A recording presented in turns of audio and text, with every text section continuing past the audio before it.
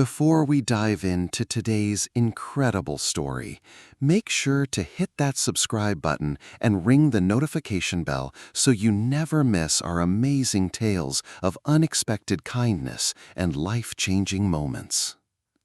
Sarah Martinez adjusted her navy blue uniform for the 100th time that morning, her hands trembling slightly as she smoothed down the fabric that had seen better days. The tiny apartment in Queens she called home felt like a distant memory as she stepped aboard Flight 447 from New York to Los Angeles, her worn black flats clicking against the aircraft's metal floor. At 26, Sarah had been working as a flight attendant for Delta Airlines for 3 years, and every single day was a struggle to make ends meet. Her monthly salary barely covered her rent, groceries, and the small loans she'd taken to help her mother with medical bills back in Houston. The economy section stretched before her like a sea of cramped seats and tired faces, passengers already settling in for the 5-hour journey ahead. Sarah's supervisor, Mrs. Henderson, a stern woman in her 50s with silver hair pulled back in a tight bun, had made it clear that morning that Sarah's performance review was coming up, and any complaints from passengers could cost her the job she desperately needed. Sarah's heart pounded as she began her routine safety demonstration, her voice steady despite the anxiety churning in her stomach. "Ladies and gentlemen, welcome aboard Delta Flight 447 with service to Los Angeles," Sarah announced, her trained smile masking the exhaustion that had become her constant companion. She noticed how some passengers barely looked up from their phones, others already closing their eyes to catch some sleep, and a few business travelers typing furiously on their laptops. Economy class was always like this, a mixture of families on budget vacations, college students, and working-class people like herself who couldn't afford the luxury of first class. As Sarah moved through the narrow aisle, checking seat belts and helping passengers stow their carry-on bags, her eyes fell upon a little girl sitting in seat 23F by the window. The child couldn't have been more than 5 years old, with golden blonde hair tied in 2 neat pigtails and wearing a simple pink dress that looked expensive despite its understated design. What struck Sarah immediately was the profound sadness in the little girl's bright blue eyes. Tears were already forming, threatening to spill down her rosy cheeks. The man sitting next to the child appeared to be in his early 40s, dressed in a simple gray hoodie, faded jeans, and worn sneakers that had seen countless miles. His dark hair was slightly tousled, and he wore no jewelry except for a simple black watch on his wrist.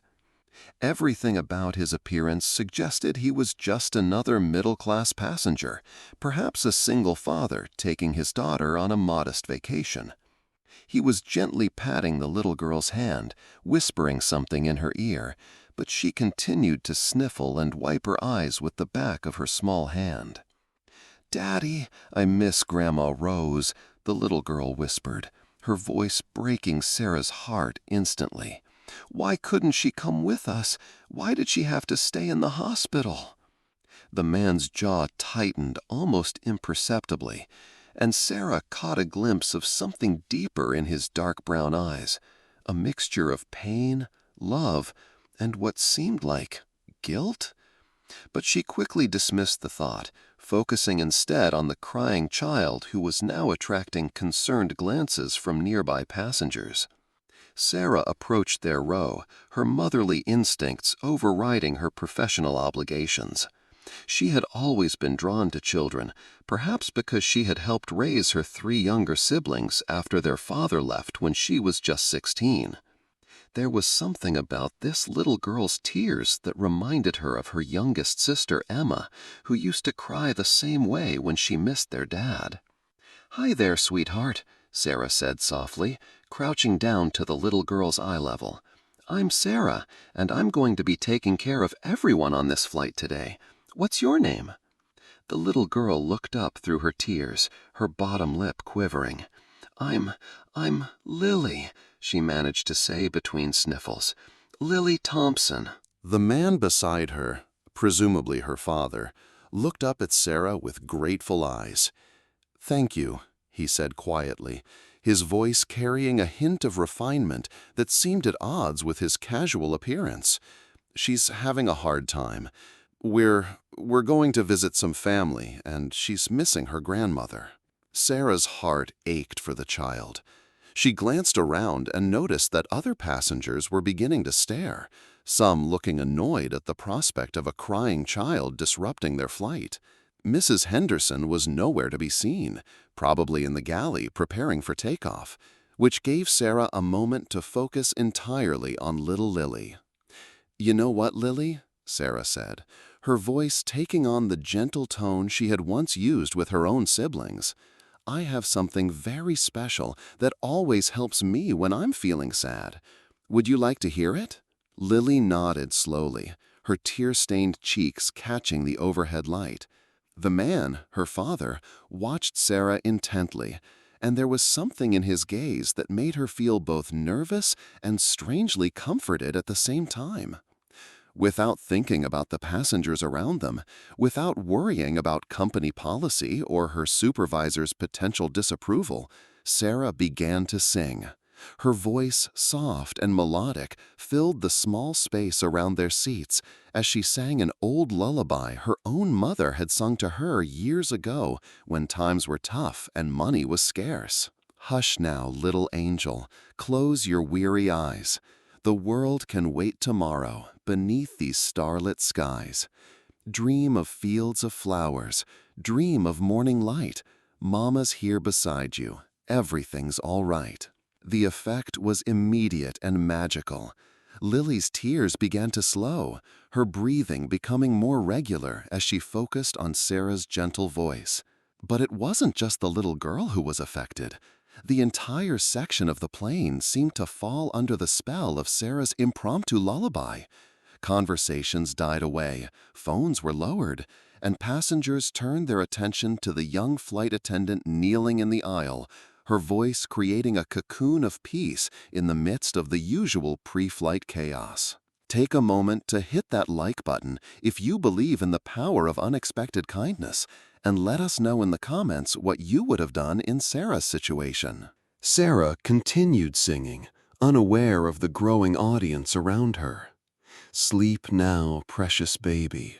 Let your worries fade. Tomorrow brings new sunshine.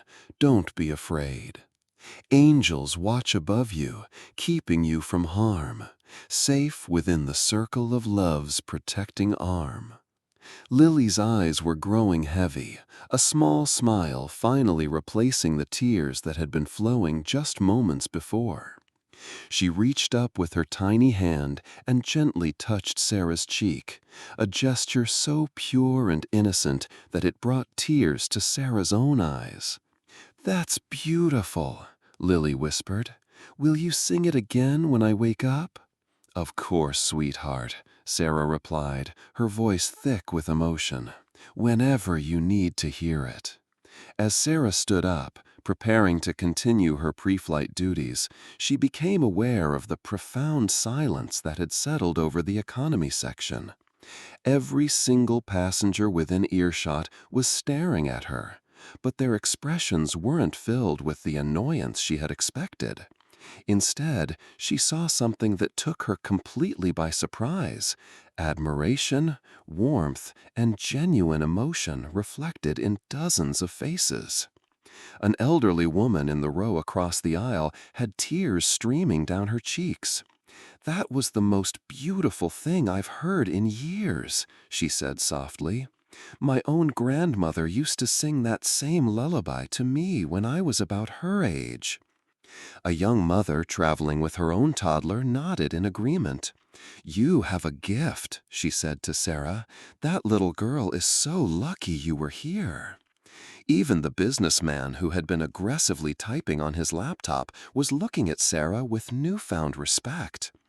"That was incredible," he admitted, closing his computer. I haven't heard someone sing like that since my wife passed away. She used to sing to our kids every night. But it was Lily's father whose reaction affected Sarah the most profoundly. He was staring at her with an expression she had never seen before, a mixture of astonishment, gratitude, and something else she couldn't quite identify. His dark eyes seemed to be seeing her, really seeing her, in a way that made her feel both exposed and valued at the same time. "Thank you," he said, his voice barely above a whisper. No one has ever." He seemed to struggle for words, running his hand through his hair. "That was extraordinary. You didn't have to do that." Sarah felt heat rising in her cheeks. "It was nothing, really. I couldn't stand to see her so upset." She glanced down at Lily, who was now peacefully dozing against the window, her small chest rising and falling in the rhythm of deep sleep. "Nothing?" The man shook his head, his eyes never leaving Sarah's face. "I've traveled all over the world, and I've never witnessed such genuine kindness from a stranger. You turned what could have been a miserable flight for my daughter into something magical." As Sarah made her way back down the aisle to continue her duties, she was stopped every few steps by passengers wanting to compliment her singing, share their own stories about lullabies and childhood memories, or simply express their gratitude for the moment of beauty she had created. For someone who usually felt invisible in her job, the attention was both overwhelming and deeply touching. Mrs. Henderson appeared from the galley just as Sarah was checking the overhead compartments in the final rows of economy. "Martinez," she said sharply, her tone immediately putting Sarah on edge. "I heard singing coming from this section. You know company policy about disrupting passengers." Sarah's heart sank. She had been so focused on helping Lily that she hadn't considered how her supervisor might react. "I'm sorry, Mrs. Henderson. There was a little girl who was very upset, and I was just trying to calm her down before takeoff." "Disruption is disruption, Martinez. We have protocols for dealing with crying children." Mrs. Henderson's expression was stern, but before she could continue her reprimand, the elderly woman from seat 21A spoke up. "Excuse me," the woman said firmly, standing despite the cramped space. "I couldn't help but overhear. That young lady," she pointed at Sarah, "just performed what might be the most beautiful act of kindness I've witnessed in my 78 years of life. She turned a crying child into a sleeping angel and gave every person in this section a moment of pure joy. If that's against your company policy, then your policy is wrong." A murmur of agreement rippled through the nearby passengers. The businessman nodded vigorously. "She's absolutely right. That was exceptional customer service." The young mother added, "My son has been calm ever since she sang. Usually he's crying by now, too." Mrs. Henderson looked around at the sea of approving faces, clearly caught off guard by the unanimous support for Sarah's actions. Well, we'll discuss this later, Martinez. Just, just get everyone prepared for takeoff." As Mrs. Henderson retreated to the galley, Sarah felt a wave of relief wash over her. She caught the eye of Lily's father, who was watching the entire exchange with an expression of intense interest. When their eyes met, he gave her a small nod of approval that somehow meant more to her than all the other passengers' praise combined. The flight took off without incident, and for the first hour, Sarah was kept busy with drink service and passenger requests. But her thoughts kept drifting back to the man in seat 23E and his daughter. There was something about him that intrigued her beyond his obvious devotion to Lily. Despite his casual clothing and modest demeanor, there were subtle signs that suggested more than met the eye. The way he spoke, with perfect diction and careful word choice. The way he held himself, with a confidence that seemed natural and ingrained. Even his hands, she had noticed, were well manicured and soft, not the hands of someone who worked with them for a living. About 2 hours into the flight, as Sarah was walking through the cabin checking on passengers, she noticed that Lily had woken up and was looking around with wide, curious eyes. When she spotted Sarah, her face lit up with the kind of pure joy that only children can express. "Sarah! Sarah!" Lily called out, loud enough to wake several nearby passengers. "Will you come sit with me? Daddy said you might be too busy, but I really want to hear that song again." Her father looked embarrassed by his daughter's enthusiasm. "Lily, remember what we talked about. Sarah has work to do. We can't take up all her time." But Sarah was already making her way over to their row, drawn by the child's infectious excitement. "Actually, I have a few minutes," she said, glancing around to make sure Mrs. Henderson wasn't watching. "How are you feeling, sweetheart?" "Much better," Lily announced proudly. "I dreamed about flying with the angels you sang about. They showed me that Grandma Rose is getting better in the hospital, and she'll be waiting for us when we come home." The man's expression tightened again at the mention of the grandmother, and Sarah wondered about the story behind their trip. "That sounds like a wonderful dream," she said gently. "Daddy, tell Sarah about our adventure." Lily bounced excitedly in her seat. "Tell her about the big house we're going to see and all the people who want to meet me." "Lily, remember what we discussed about keeping our trip private," her father said quickly, but there was something in his tone that made Sarah even more curious. It was the kind of gentle warning that suggested secrets, the kind of careful phrasing that indicated this was not an ordinary vacation. "But Sarah is special, Daddy. She sang to me like Grandma Rose does." Lily turned to Sarah with earnest eyes. "Do you have any little girls of your own?" Sarah shook her head, smiling sadly. "No, sweetie, I don't have any children, but I have younger brothers and sisters, and taking care of them taught me how to take care of other people."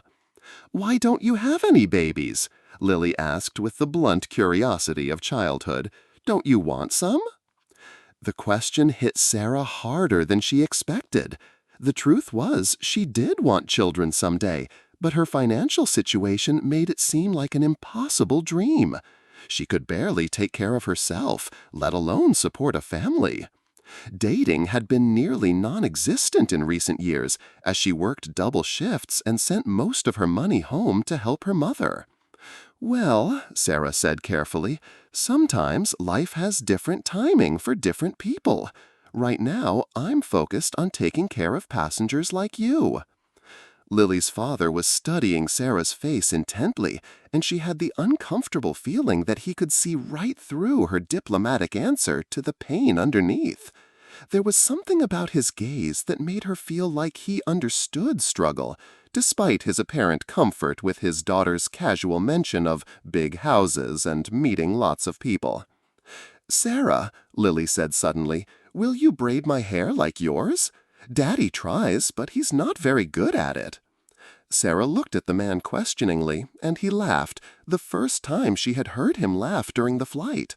The sound was rich and warm, transforming his entire face and making him look years younger. "She's absolutely right. I can manage ponytails and pigtails, but anything more complicated is beyond my skills." "I'd be happy to," Sarah said, and before she knew it, she was sitting on the armrest of the seat across the aisle, her fingers working through Lily's soft blonde hair. As she braided, Lily chattered away about her favorite books, her pet goldfish named Sparkles, and her best friend Madison, who lived in their building back in New York. "We live in a really tall building," Lily said proudly. "You can see the whole city from our windows. And there's a man who opens the door for us, and another man who runs the elevator, and Maria who cleans our apartment and makes the best cookies in the whole world." Her father shifted uncomfortably in his seat. "Lily, remember what we talked about?" "But Daddy, I want Sarah to know about our home. She could come visit us and meet Maria and see Sparkles." Lily's enthusiasm was infectious, but Sarah could see that her innocent descriptions were making her father increasingly uncomfortable. The picture Lily was painting didn't match the modest appearance of the man sitting beside her. A doorman, an elevator operator, domestic help, these were the hallmarks of serious wealth, the kind of luxury that Sarah could only dream about. But here was this man, dressed like any middle-class father, sitting in economy class with a daughter who was clearly accustomed to a very different lifestyle. As Sarah finished Lily's braid, securing it with a small elastic band from her pocket, she couldn't help but wonder what their real story was. The man caught her curious glance and seemed to read her thoughts. "We're traveling simply today," he said quietly, his voice carrying a weight of meaning that Sarah didn't fully understand. There was something profound in his words, something that suggested this wasn't just about saving money or being modest. Sarah sensed that there was a deliberate choice behind their economy seats, their casual clothing, their attempt to blend in with ordinary travelers. "There," Sarah said, stepping back to admire her handiwork. "You look absolutely beautiful, Lily." Lily ran her hands over her new braid, beaming with joy. "Thank you! I love it!" She turned to her father. "Doesn't it look perfect, Daddy?"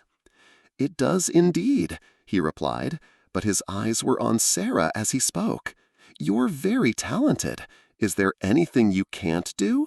Sarah laughed, but there was sadness in the sound. "Plenty of things I can't do. I can't afford to go to the salon, so I learned to do hair out of necessity. I can't buy fancy clothes, so I learned to alter and mend the ones I have. I can't eat at expensive restaurants, so I taught myself to cook. When you don't have money, you learn to make do with what you have." The honesty in her words seemed to affect the man deeply. He was quiet for a moment, studying her face with an intensity that made her feel both seen and exposed. "That's not making do," he said finally. "That's being resourceful. That's being strong. That's being admirable." His words touched something deep in Sarah's heart. She was so accustomed to feeling ashamed of her financial struggles, so used to apologizing for what she couldn't afford, that she had forgotten to see her survival as a form of strength. "My daddy is really smart about money," Lily announced proudly. "He knows all about business and making important decisions, but he doesn't know how to braid hair or sing lullabies or make children stop crying on airplanes." The man smiled at his daughter, but there was something complex in his expression. "Everyone has different talents, sweetheart. Sarah's talents are very special ones." Just then, the airplane hit a patch of turbulence, and the captain's voice came over the intercom asking all flight attendants to return to their seats. Sarah stood quickly, steadying herself against the overhead compartment. "I have to go," she said reluctantly, "but I'll check on you again soon, okay, Lily?" "Promise?" Lily asked, holding up her pinky finger. Sarah linked her own pinky with the little girl's. "Promise." As Sarah made her way back to her jump seat, she was acutely aware of the man's eyes following her progress down the aisle. There was something about him that drew her like a magnet, something beyond his obvious love for his daughter or his mysterious circumstances. She found herself wondering about his life, about the grandmother in the hospital, about the big house and important people that Lily had mentioned. The turbulence lasted for about 20 minutes, during which Sarah found herself gripping the armrests of her jump seat and thinking about the conversation she had just had. She had revealed more about her personal struggles to this stranger than she usually shared with her closest friends. There was something about his presence that invited honesty, that made her feel safe enough to let down the walls she usually kept up. When the turbulence subsided and Sarah was free to move about the cabin again, she noticed that the man was no longer in his seat. Lily was there, coloring in a small book, but her father was nowhere to be seen. Sarah assumed he had gone to the restroom, but as she continued her rounds, she caught glimpses of him in different parts of the plane, always seeming to be observing something or someone. She found him near the galley, having what appeared to be an intense conversation on his cell phone. His voice was low, but she caught fragments of words that made her even more curious. The foundation. Yes, I understand the timeline. The board meeting, absolutely confidential. When he noticed Sarah approaching, he quickly ended the call and slipped the phone into his pocket. "Sorry," he said with an embarrassed smile. "Business call that couldn't wait." "No problem," Sarah replied, but she was beginning to piece together a picture that didn't quite fit with the modest traveler act. Foundation boards, confidential meetings, business calls that couldn't wait. These were not the concerns of an ordinary middle-class father. "How is Lily doing?" she asked, changing the subject. "She's wonderful, thanks to you," he replied. "She hasn't stopped talking about your singing, and she's been showing off her braid to anyone who will look. You've made a profound impact on her day." "She's made an impact on mine, too," Sarah admitted. "There's something special about her. She has such a pure heart." The man's expression grew serious. "She does. And that's exactly why I try so hard to protect her from certain realities of our life. I want her to grow up seeing the good in people, believing that kindness matters more than anything else."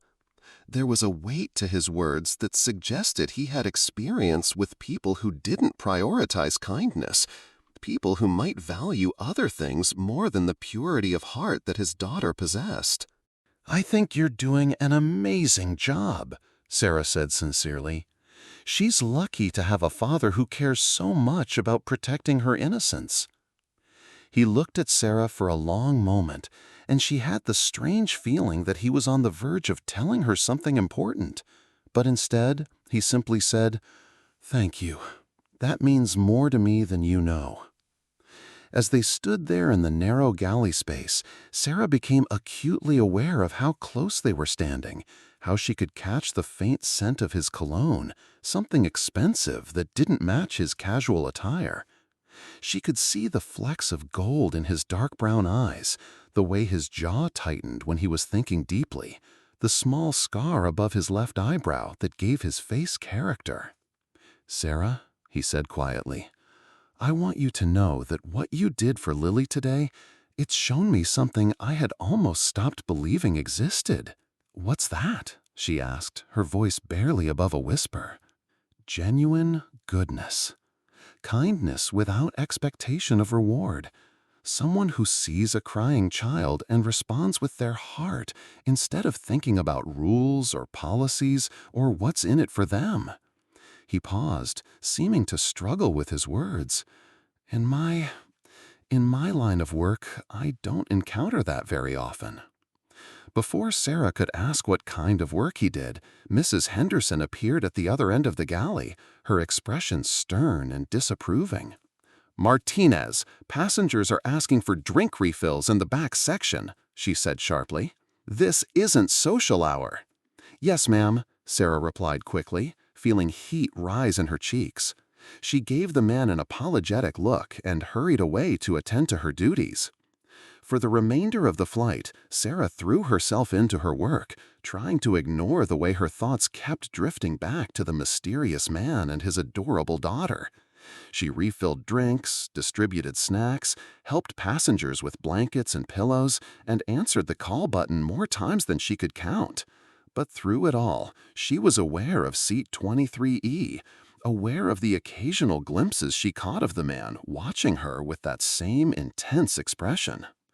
As the plane began its descent into Los Angeles, Sarah made one final walk through the cabin to ensure everyone was prepared for landing. When she reached Lily's row, the little girl was wide awake and practically bouncing with excitement. "Sarah! Sarah! Are we really in California now? Can you see the palm trees? Daddy says we're going to see the ocean!" "We're getting ready to land," Sarah confirmed, smiling at Lily's enthusiasm. "And yes, there are lots of palm trees, and the ocean is beautiful here."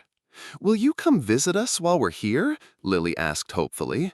"We're staying somewhere really fancy, and I bet they would let you come swimming in the pool with us." Her father quickly intervened. "Lily, remember that Sarah has her own job and her own life. She can't just take time off to visit us." But Lily was persistent. "But Daddy, you always say that good people deserve good things. Sarah is the goodest person I've ever met. Can't we do something good for her?" The man looked at his daughter with a mixture of pride and exasperation. "It's the best person, not the goodest person, sweetheart. And yes, good people do deserve good things. But sometimes the way we help people isn't the way we think we should help them." His words were clearly meant for adult ears as much as for Lily's, and Sarah found herself wondering what kind of help he was thinking about. There was something in his tone that suggested he had the power to help people in significant ways, if he chose to. As the plane touched down and taxied to the gate, Sarah felt a strange sense of loss. In just a few hours, this man and his daughter had touched her life in a way that she couldn't fully explain. Lily's innocent joy and unconditional affection had reminded her why she had wanted to work with people in the first place, while her father's quiet intensity and mysterious circumstances had awakened something in her that had been dormant for years. The passengers began to disembark, and Sarah took her usual position at the front of the plane, thanking everyone for flying with Delta and wishing them well. When Lily appeared at the front of the line, she broke free from her father's hand and ran to Sarah, throwing her small arms around Sarah's waist. "Thank you for making me feel better," she said, her voice muffled against Sarah's uniform. "I'll never forget your beautiful song." Sarah knelt down to hug Lily properly, fighting back tears. "You're very welcome, sweetheart. You made my day special, too." The man approached more slowly, carrying a small backpack and what appeared to be an expensive leather briefcase that he definitely hadn't had when they boarded. Up close, Sarah could see that his simple clothes, while casual, were actually very well made, the kind of understated quality that only comes with a significant price tag. "Thank you," he said simply, extending his hand to shake hers, "for everything." As their hands met, Sarah felt an electric current pass between them. His grip was firm and warm, and he held her hand just a moment longer than necessary. "It was my pleasure," she replied, meaning every word. "Daddy, ask her," Lily demanded, tugging on her father's sleeve. "Ask her about dinner." The man looked embarrassed. "Lily has been insisting that I invite you to have dinner with us tonight. I know it's presumptuous, and I'm sure you have plans, but—" He trailed off, looking uncertain in a way that seemed unusual for him. Sarah was torn. Every instinct told her that there was more to this man than met the eye, and she was intensely curious about their story. But she was also acutely aware of her own circumstances, her small apartment, her limited wardrobe, her complete inability to afford the kind of restaurant where people like them probably dined. "That's very kind," she began, "but—" "Please, Sarah," Lily interrupted, "we could go somewhere with chicken nuggets and French fries. Daddy never lets me have those, but he might if you're there." The man laughed at his daughter's strategy. "She's got me figured out," he admitted. "What do you say? Nothing fancy, just dinner, between friends." The word friends hung in the air between them, loaded with possibility and promise. Sarah found herself nodding before her rational mind could intervene. "I'd like that," she heard herself saying, "but I'll need to change out of my uniform first." "Of course," he said quickly. "We could meet you somewhere, or if you'd like, I could pick you up." "Let's meet somewhere," Sarah said, not ready to reveal the modesty of her accommodations to this man who was clearly accustomed to much finer things. "Do you know the area at all?" "Not well," he admitted. "We're staying at—" He paused, seeming to choose his words carefully. We're staying in Beverly Hills, but I'm happy to meet you wherever is convenient for you." Beverly Hills? Sarah's suspicions about their true financial status were confirmed, but she tried not to let her surprise show on her face. "There's a nice family restaurant called Mel's Diner on Sunset Boulevard," she suggested. "It's nothing fancy, but the food is good and kids love it." "Perfect," he said, and his smile seemed genuinely relieved that she hadn't suggested somewhere expensive. 7 o'clock? 7 o'clock, Sarah confirmed. As they walked toward the gate exit, Lily skipping between them, Sarah couldn't help but wonder what she was getting herself into. This mysterious man and his charming daughter had already turned her routine flight into something magical, and now they were extending that magic into her evening. But as she watched the way he protectively guided Lily through the crowd, the way he thanked the gate agents and cleaning crew they passed, the way he seemed genuinely excited about dinner at a simple diner, Sarah felt a warmth spreading through her chest that had nothing to do with curiosity and everything to do with the kind of hope she had almost forgotten how to feel. What would happen next? Would this dinner reveal the secrets behind their mysterious circumstances, or would it only deepen the intrigue? Sarah didn't know, but for the first time in years, she was genuinely excited to find out. If you're wondering what happens next, make sure to leave a comment about whether you think Sarah should trust her instincts about this mysterious man. And don't forget to share this story with someone who believes in the power of unexpected connections. The rest of the passengers filed past them, and Sarah noticed that several stopped to comment on the beautiful moment they had witnessed during the flight. The elderly woman squeezed Sarah's arm and whispered, "That was a gift you gave all of us today, dear." The businessman shook the man's hand and said something about lucky to have witnessed such kindness. Even Mrs. Henderson, who had been so stern earlier, paused to tell Sarah that several passengers had specifically praised her service. But it was the quiet moment after everyone else had gone, when it was just Sarah, the man, and Lily standing in the empty gate area, that felt the most significant. They were strangers who had shared something profound, and now they were taking the first tentative steps towards seeing where that connection might lead. "I should probably tell you my name," the man said with a self-deprecating smile. "I'm David Thompson." "It's nice to officially meet you, David," Sarah replied. "I'm Sarah Martinez." "Sarah Martinez," he repeated, as if testing how her name sounded. "I have a feeling this is going to be a very interesting evening." As Sarah watched David and Lily disappear into the crowd of travelers, she realized that her life had just taken an unexpected turn. Whatever happened at dinner, whatever secrets were revealed or kept, whatever this connection between them might become, she knew that this day had changed something fundamental inside her.